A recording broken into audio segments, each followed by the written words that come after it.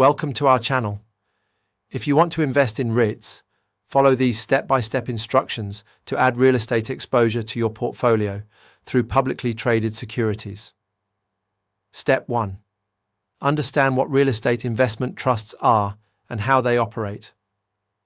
REITs own and manage income-producing real estate, distributing most profits to shareholders as dividends required by law. Step 2. Learn about different REIT categories including residential, commercial, retail, healthcare, industrial, and specialized properties. Each sector performs differently based on economic conditions. Step 3.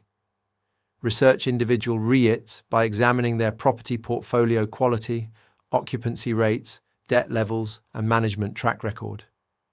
Strong REITs maintain high occupancy and conservative leverage. Step 4. Consider REIT exchange-traded funds for instant diversification across multiple properties and management teams. REIT ETFs provide exposure to the asset class without the risk of selecting individual companies. Step 5. Evaluate REIT dividend yields and payout sustainability. While REITs typically offer attractive yields, ensure dividends are supported by actual cash flow from properties rather than borrowing. Step 6. Determine an appropriate REIT allocation within your overall portfolio.